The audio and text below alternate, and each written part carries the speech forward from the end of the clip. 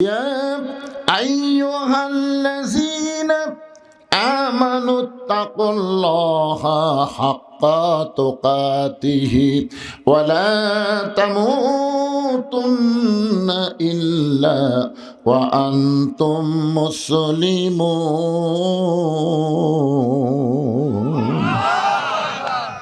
এখন বলেন তো, এই যে আল্লাহ আকবার দেখলেন, মুসলমান হয়ে যদি মরেন তাহলে বিপদ না রহমত? হ্যাঁ, তাহলে মরা বিপদ কেমনে হলো? তুর পর্বতে মুসা নবী দাঁড়িয়ে আছে। আল্লাহ বলে, মুসা তুমি মনে হয় কিছু বলবার চাও। মুসা বলতেছে, আল্লাহ আমি একটা মারাত্মক কথা বলবো, আপনার রাগ করা চলবে না। আল্লাহ বলে, মুসা কি এমন কথা বলবা? মুসা বলতেছে, আল্লাহ আমার যা আছে আপনার তা নাই। আল্লাহ বলে, মুসা তোমার এমন কি আছে যেটা আমি আল্লাহর নাই? মুসা বলতেছে, আল্লাহ আমার মৃত্যু আছে কিন্তু আপনার মৃত্যু নেই। আল্লাহ বলে, মুসা মৃত্যু তোমার কাছে কেমন মনে হয়?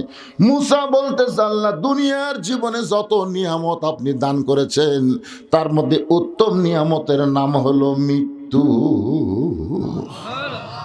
আপনি আমাকে দুনিয়াতে যা দিছেন তার মধ্যে উত্তম নিয়ামতের নাম হলো মৃত্যু। আল্লাহ বলে, মুসা মানুষ দুনিয়াতে গেলে মরবার চায় না, আর সেই মৃত্যু তোমার কাছে উত্তম মনে হওয়ার কারণ কি? মুসা বলতেছে, আল্লাহ কারণ হলো তিনটা। জোরে বলেন কয়টা? এক নম্বর কারণ হলো আপনি এত সুন্দর জান্নাত বানায় রাখছেন, সেই জান্নাতে যদি যাবার চাই, মরা ছাড়া জান্নাতে যাওয়ার কোনো রাস্তা নেই। তাহলে এখন যদি না মরেন জান্নাত কেমনে যাবেন? আপনার কি জান্নাত চান না? চান তো কিভাবে যাবেন? লাইলাতুল মেরাজে আমাদের নবী বাইতুল মুকাদ্দাসের মধ্যে 2 রাকাত নামাজের ইমামতি করেছে। আপনারা জানেন? বিশ্বাস করেন? আবু জেহেল কিন্তু বিশ্বাস করেনি। নবী আমার 2 রাকাত নামাজের ইমামতি করলেন, যার কারণে আমাদের নবীর ডিগ্রি হলো ইমামুল আম্বিয়া, ইমামুল মুরসালিন।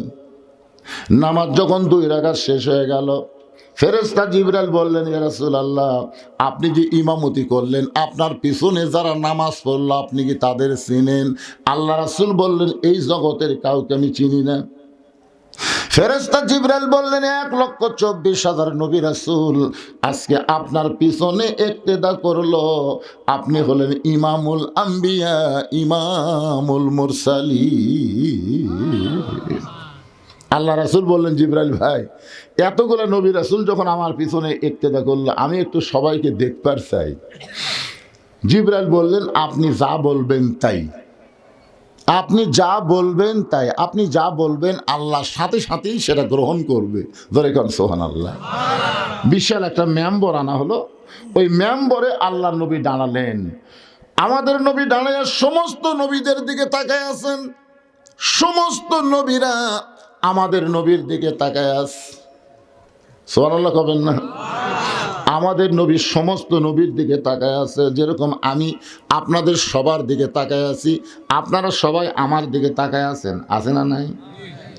হঠাৎ আল্লাহর নবী দেখতে পাইলেন সমস্ত নবীর চেহারা আলোকিত, কিন্তু একটা নবীর চেহারার মধ্যে কোনো আলো নাই। নবী বললেন, জিবরাইল সবার চেহারায় আলো দেখতে পাই, কিন্তু ওই নবীর চেহারার মধ্যে আলো নেই কেন? জিবরাইল বলে, হুজুর আপনি তাকে কাছে ডাইকে জানতে পারেন। আল্লাহ নবী তাকে কাছে ডেকে বললেন, আপনার নাম কি? বলে, আমার নাম হলো ঈসা আলাইহিস সালাম। নবী বললেন, সমস্ত নবীর চেহারার মধ্যে নূর দেখি, আলো দেখি, কিন্তু আপনার চেহারার মধ্যে আলো নাই। ঈসা বলতেছেন, সমস্ত নবীরা জান্নাত থেকে আপনার পিছনে এসে নামাজ পড়লো, আর আমি ঈসা জান্নাত থেকে আসতে পারি নাই। রাসূল বললেন, সবাই জান্নাত থেকে আসলো, আপনি কেন আসলেন না? ঈসা নবী বলতেছে, এখন আমার মরণই হয় নাই, না মরলে জান্নাতে কেমনে যায়? এখান থেকে বোঝা গেল জান্নাতে যাইতে গেলে মরা। কথা কয় না সবাই? আমি যেই বলবো জান্নাতে যাইতে গেলে কি চাই, আপনার জবান করে বলবেন মরতে চাই। জান্নাতে যাইতে গেলে কি চাই? আরো জোরে জোরসে বলুন। আমার এরকম একটা ওয়াজ ভারতত গেছে, ভারতের হিন্দুরা এই ওয়াজটা শোনা কাই করে। বাংলার মুসলমান যেদিন থেকে মরতে চাই মিছিল শুরু করছে, সেদিন থেকে বাংলার মুসলমানকে আর পৃথিবীর কেউ দমাতে পারবে না। কারণ যারা মরবার চায় তাদের সাথে কেউ পারে না। জোরে কোন কথা ঠিক না? যারা বাঁচবার চায় তারাই তো পলায়। পলান বোঝেন না? পলান বোঝেন না? হাই রে, বাঁচার জন্য কি কষ্ট রে। আমরা সকলে জান্নাতে যাইতে যে আল্লাহ কোরআনে বলেন, ইন্নাল্লাযীনা ক্বালু রাব্বুনাল্লাহু সুম্মা ইসতাকামু তাতানাজ্জালু আলাইহিমুল মালাইকা আল্লা তাখাফু ওয়া লা তাহজানু ওয়া আবশিরু বিল জান্নাতিল্লাতী কুনতুম তুআদুন।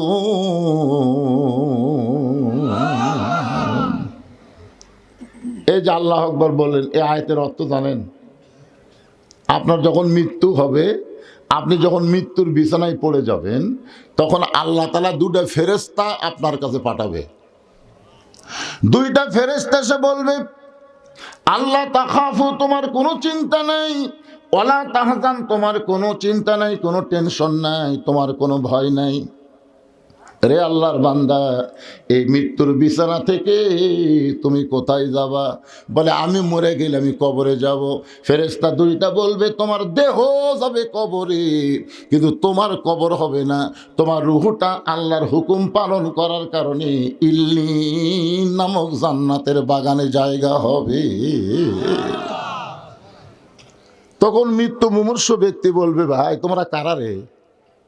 আমাকে এত সুন্দর সংবাদ দিচ্ছে, মরার বিছানায় তোমরা কারা? বলে আমরা হলাম তোমার সবচাইতে আপনজন রহমতের ফেরেশতা। তো তোমরা যতই সান্ত্বনা দাও, আজরাইল কোথায়? আজরাইল কোথায়? যে আজরাইল মানুষের জান কবজ করবে কষ্ট দিয়ে, সে আজরাইল কোন জায়গায়? ওই দুই ফেরেশতা বলবে, ওই যে দেখেন দাঁড়ায় আছে। মৃত্যু মুমূর্ষ ব্যক্তি তাকায় দেখবে, তার চাইতেও আজরাইল খাটো। যার জান কবজ করবার আছে তার চাইতেও আজরাইল কি? কে কি দেখতেছি আমি? সারা জীবন ওয়াজ শুনছি, সব দরিয়ার পানি আজরাইলের মাথা দিলে নাভি পর্যন্ত ভিজবি না। আরে বোম বাটু, এটা আজরাইল। তখন ফেরেশতারা বলবে, ঠিকই আছে ভাই, আজরাইলের মতোই আজরাইল আছে, কিন্তু আল্লাহ তাআলা আপনার চোখে দুইটা লেন্স লাগাই দিছে, যে আপনি যে আল্লাহর ভয়ে আল্লাহর গোলামি করেছেন, সেই আল্লাহ ছাড়া অন্য কারো ভয় যেন আপনার কলিজায় না আসে, এজন্য বড় আজরাইলকে ছোট করে আপনার সামনে পাঠাইয়া দিছে। আপনি জানেন, মাটির আদমকে আল্লাহ সৃষ্টি করিয়া ঘোষণা করিলেন আল্লাহ শ্রেষ্ঠ বলিয়া, তাই নূরের ফেরেশতা করে মানুষকে সেজদা, সবার চেয়ে দিলেন মাটির মানুষকে সম্মান। প্রত্যেকটা মুসলমান যারা হবে, তাদের মৃত্যুটা এমন ভাবে হবে, রাসূল বলেছেন, মায়ের স্তনের দুগ্ধ পান করতে করতে সন্তান যেমন ঘুমায়া যায়, তেমন ভাবে দুনিয়া থেকে তাকে ইল্লিন নামক জান্নাতের বাগানে নিয়ে যাওয়া হবে। সবাই সুবহানাল্লাহ অন্তর থেকে করছেন না? মানে এতদিন মরার যে ভয় হুজুরা দেখাচ্ছে, ওরে বাবা রে। একটু মনোযোগ দিয়ে শোনেন। আল্লাহ বলে, মুসা, মৃত্যুকে পছন্দ করার 2 নম্বর কারণ কি? 1 নম্বর কারণ হলো না মরলে জান্নাতে যাওয়া যাবে না। মৃত্যুকে পছন্দ করার 2 নম্বর কারণ কি?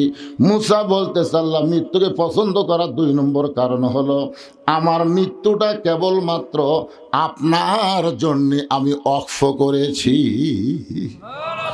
যত মানুষ এখানে আমরা বসে আছি, আমরা মরবো কার জন্যে?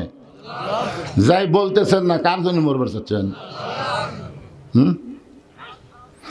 জবান খুলে বলেন আমরা মরবো কার জন্যে? আল্লাহর জন্য। যারা মৃত্যুবরণ করবে তাদের মৃত্যুটা কেমন হয় আমি একটা দৃষ্টান্ত দেই। লোকটার নাম হলো মীর কাসিম আলী। লোকটার নাম কি? মীর কাসিম আলী। নাম শুনছেন? উকিল এসে বলতেছে, স্যার আজকে রাত 12টায় আপনার ফাঁসি হবে। মীর কাসিম আলী মুচকি মুচকি হেসে বলতেছে, ভাই এখন কয়টা বাজে? তো বলতেছে এখন বাজে রাত 9:30। বলতেছে আলহামদুলিল্লাহ এখনো 2.5 ঘন্টা। কয় ঘন্টা পর ফাঁসি হবে? আর আল্লাহর শুকরিয়া আদায় করে বলতেছে, ভাই এখনো 2.5 ঘন্টা। উকিল 2.5 ঘন্টা খামা গেছে, এতন থেকে লাভ কি? আমি 2 ঘন্টা ঘুম পারি। যদি সে এত না পাই তুমি আমার ঘুমোর থেকে ডাক দিও। উকিল মনে মনে কয় ফাঁসির চিন্তায় লোকটা পাগল হয়ে গেছে। যার 2.5 ঘন্টা পর ফাঁসি হবি ওই বলে আবার 2 ঘন্টা ঘুম পাড়বি। সে এত না পালে বলে ডাক দেওয়া লাগবে। উকিল মনের রাগে ফাঁসির কন্ডম সেল থেকে বের হয়ে গেছে। এই ফাঁসির চিন্তা পাগলা হয়ে গেছে, পাগলার কাছে থেকে লাভ কি? কিন্তু যেই মাত্র 2 ঘন্টা পার হয়ে গেল, এমন সময় উকিল সাহেব চিন্তা করে লোকটার খবর কি একটা বার যায় দেখি। উকিলের নাম হলো তাজুল ইসলাম। তাজুল ইসলাম উকিল এবার ফাঁসির কন্ডম সেলে গিয়ে দেখতেছে মীর কাসিম আলী নাক ডাকা ঘুম পাড়তেছে। ঘড়ির দিকে তাকায় দেখে মাত্র 8 ঘন্টা। জোরে ক্ষণ কয় ঘন্টা? আর 8 ঘন্টা পরে লোকটার ফাঁসি হবে। আর সেই লোকটা নাক ডাকে ঘুম পাড়তেছে। যেই মাত্র পাও লড়াইছে লোকটা চেতন পায়, বলে ভাইজান আমার কি ফাঁসির স্যার এখনো 8 ঘন্টা দেরি আছে? ভাই আলহামদুলিল্লাহ।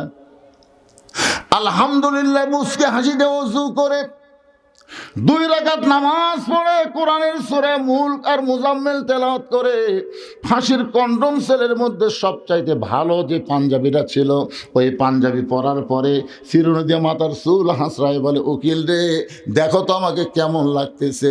উকিল কান্দের বলে, স্যার এখনই আপনার ফাঁসি হবে। আপনি পাঞ্জাবি গায়ে দিয়ে মাথার চুল আঁচড়ান, আপনি কি শ্বশুর বাড়ি যাবেন?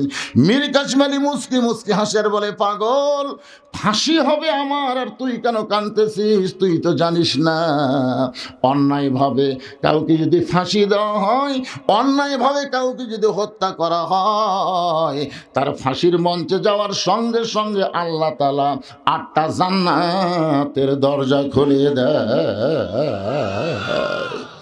আল্লাহর জন্য যারা জীবন দিবে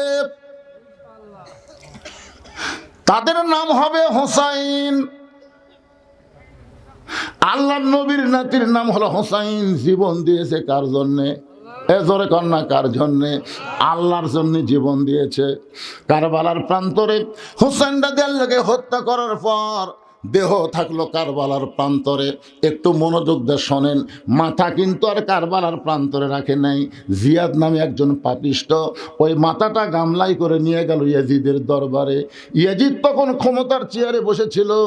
জিয়াদ ইয়াজিদকে খুশি করার জন্যে ওই হোসেনের মাথাটা ইয়াজিদের সামনে যখন দিল, ইয়াজিদের হাতে একটা লাঠি ছিল, ওই লাঠিটা হোসেন রাদিয়াল্লাহর মুখের মধ্যে ঢুকায় বলে, হোসাইন খালি জেদ করে তুই শেষ হয়ে গেলি। শুধু জেদ করলি তোর নানার ইসলামকে বাঁচানোর জন্য, আমার হাতে বায়াত গ্রহণ করলি না। আজকে দেখ তোর দেহ আছে কারবালায় আর তোর মাথা আছে দামেস্কে। মুখের মধ্যে লাঠি ঢুকাইয়া ইয়াজিদ যখন তিরস্কার করতেছে, হোসাইন আমি ইয়াজিদ সিংহাসনে বসে আছি আর তুই হোসাইন শেষ হয়ে গেলি, তুই শেষ হয়ে গেলি, তুই শেষ হয়ে গেলি। 3 বার যখন এই কথা বলেছে, ইয়াজিদের সামনে যত মুসলমান বসে আছিল সবাই মাথা নিচু করে আছে। সবাই কি আফসোস করতেছে? আফসোস করতেছে কিন্তু, কারণ মাথা তুললি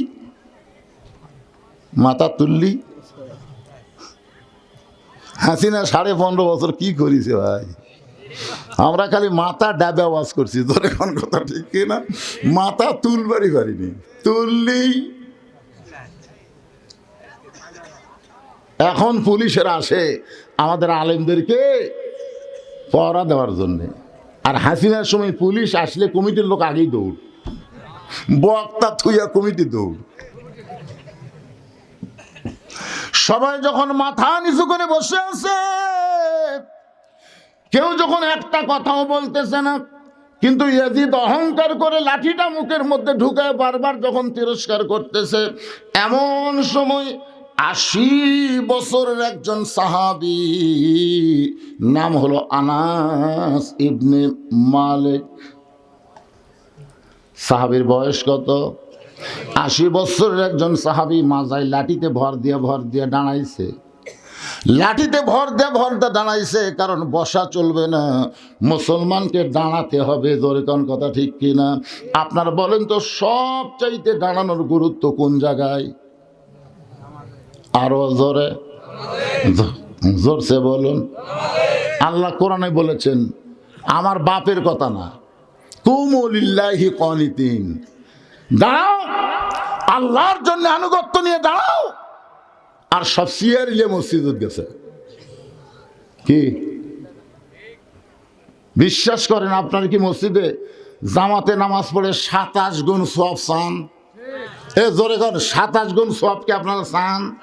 তাহলে আজকে ফতুয়া শুনে নেন, যেই কাতারের মধ্যে সিয়ার থাকবে ওই কাতারের মুসল্লিরা 27 গুণ সওয়াব পাবে না। কারণ 27 গুণ সওয়াব পাবার গেলে কাতার সোজা হওয়া লাগবে। হেঁটে বেঁটে কাতার করলে 27 গুণ সওয়াব হবে না।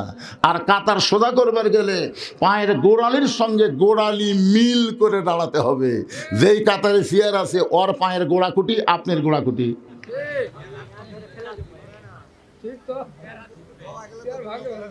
এই কথাটা 27 গুণ সওয়াব যদি আপনি চান, যদি না চান তো চেয়ার দিয়ে থাকেন, অসুবিধা কি? এই যে গন্ডগোলের কথা আপনার, এই যে ভয় খাচ্ছেন, সামান্য 2 জন লোক জুতা চুরি করে, আর এই 2 চোরের ভয়ে সব মুসল্লি জুতেলে মসজিদের মধ্যে ঢুকছে। আপনার কন্ত চোরের সংখ্যা বেশি না নামাজের সংখ্যা বেশি? 2 চোর ভারে বগুড়া বড় মসজিদের সাইডে যায় 2 চোর, বুকত হাত দিয়ে থাপাচ্ছে আর বলতেছে, আমাকের ভয়ে সব জুতা ভিতরে ঢুকছে। শালা মাত্র 2টা চোর সিনার থাবাচ্ছে। খালি একবার মসজিদের চেয়ার সববার করে বারান্দার থোবার পারলে, সবাই যদি বলে আমরা 27 গুণ সওয়াব চাই, আমাদের কাতারে কোনো চেয়ার থাকবে না, একটা চেয়ারও মসজিদের মধ্যে ঢুকবি না। জোরে কোন কথা ঠিক কিনা? গন্ডগোল কিসের গন্ডগোল না? যদি আপনি 27 গুণ চান, আমি আপনাদের কি বলতেছি, নামাজ হবি না এ কথা কছি। সওয়াব যদি 27 গুণ চান, একটু মনোযোগ দিয়ে খেয়াল করবেন। 80 বছরের একজন সাহাবী আনাস ইবনে মালিক লাঠিতে ভর দিয়ে দাঁড়ায় গেছে। দাঁড়ায় বলতেছি, ইয়াজিদ, দেখেন বুড়া হলে কি হবে, মুখের ভাগ। ইয়াজিদ, যার মুখে লাঠি ঢুকে তুমি তিরস্কার করতেছ, সেই হোসাইনকে তুমি চিনো? যার মুখে লাঠি ঢুকায়া তুমি বলতেছো হোসেন শেষ হয়ে গেছে, এই হোসেনকে তুমি চিনো? সমস্ত মুসলমান যারা ইয়াজিদের দরবারে বসেছিল সবাই মাথা তুলেছে, সবার চোখ দিয়ে দর দর করে পানি পড়তেছে, কিন্তু কেউ লোকমা দেবার পারে নাই। শুধু একজনই দিয়েছে, তার নাম হলো আনাস ইবনে মালিক। আনাস ইবনে মালিক বলে, ইয়াজিদ শোনো, তুমি যেই হুসাইনের মুখে লাঠি ঢুকায় তিরস্কার করতেছো, আমি একাধারে 10 বছর, আনাস ইবনে মালিক বলতেছে, আমি একাধারে 10 বছর নবীর খাদেম ছিলাম। কয় বছর? আমি আনাস একদিন নবীর ঘরের মধ্যে বসে আছি, আল্লাহর নবী তখন নফল নামাজের মধ্যে রত হয়ে গেছেন। নবী শুধু ফরজ নামাজ মসজিদে আদায় করেছেন, আর সুন্নত নফলগুলো বাড়িতে আদায় করতে পছন্দ করতেন, কারণ বাড়ি গোরস্থান বানানো যাবে না। সুন্নত নফল আপনারা বাড়িতে পড়বেন, বাড়ির ছোট ছোট বাচ্চারা আপনার দেখা দেখি তারা নামাজ শিখবে। জোরে কোন ঠিক কিনা? আমার এক নাতি আছে, খুবই ছোট, বুঝলেন। আমি একদিন নফল নামাজ বাড়িতে পড়তেছি, দেখি উই আসে আমার যায় নামাজের ধার খাড়া হয়ে এরকম হাত বান্ধা, মানে আমিও মুখ লড়াই, মুখ লড়াই। আচ্ছা ওই কি সুরা কেরাত জানে? এ তুই আমার মুখের দিকে তাকায় দেখে আমি মুখ লড়াই, উইও লড়াই। আমি রুকুত গেলাম, ওইও দেয়। আমি যখন আঙ্গুল তুলিছি, ওইও তুলিছে। আচ্ছা আঙ্গুল ওই তুলিছে কি জন্য জানে? সে আমি যখন শেষদার যাই তখন ঘাড় কাটতে আমাকে দেখে আমি কখন শেষদার থেকে মাথা তুলি। ফেরেশতারা বলতেছে আল্লাহ এ বুড়ে না হয় ঠিক মতো নামাজ পড়তেছে, কিন্তু বুড়ের কাছে লাতি কি করতেছে? আল্লাহ বলতেছে লাতি বুড়ে দুইটাকে আমি কবুল করে নিলাম। জোরে খান সুবহানাল্লাহ। এই জন্যে সুন্নত আর নফল নামাজ আল্লাহ নবী বাড়িতে পড়া পছন্দ করতেন। আনাস বলতেছে এই চিল্লা চিল্লি কে করে রে, চিল্লা চিল্লি কে করে রে?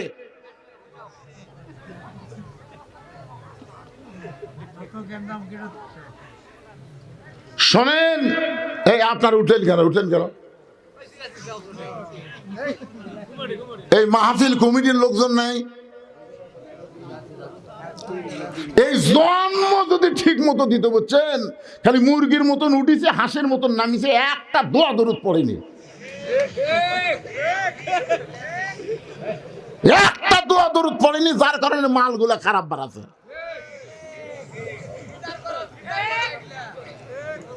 শোনেন ভাইরে, এই যে পেটত বাচ্চা আসার আগে কিছু দোয়া দরুদ আছে না নাই? স্বামী স্ত্রীর মিলনে দোয়া দরুদ আছে না? কতক্ষণ আছে না নাই? ওই খালি মুরগির মতো লাভ দিয়ে উঠেছে, হাঁসের মতন খপ করে নামিছে, ওরই মধ্যেই এরা ভিতরে ঢুকবে না তো। একবার যদি কেউ আর চিল্লা চিল্লি করে, একবার ওর মা বাপ পর্যন্ত ওয়াজ নিয়ে যাবো, যা থাকে কপালে। এমনি তো আমার মন খারাপ। গত বছর মাহফিলের লোক ভরে খাড়ায় থাকলো, আর এবার লোক এখন পর্যন্ত ভর্তিছে না। কেবল একটু মন ভালো হচ্ছে, যাক আস্তে আস্তে আসছে। আমি একবারও কবারই সাহস পাচ্ছি না। একটু চাপিয়ে বসেন ভাই, এটা কবারই সাহস পাচ্ছি না। ফাঁকা ফাঁকায় থাকেন তাও ভরা দেখা যাক। কি আগামী থেকে যদি মাহফিল করেন, মাগরিব থেকে আবার করবেন। আমি দিনের বেলা একটা মাহফিল করলাম, ওটার ধার কি আপনার জয়পুরহাট, খোঁজলে দেখেন, আগামীকাল খোঁজলে দেখেন হাজার হাজার মানুষ। জোহর থেকে আসর হাজার হাজার মানুষ, মাগরিব থেকে এশা হাজার হাজার মানুষ, আর এই 10টার থেকে 12টা শত শত মানুষ, শত শত। কারণ লেপ তোষকের একটা মহব্বত আছে না নাই? জোরে কান আছে না নাই? এই মহব্বত ছবি ছাড়া পারবি?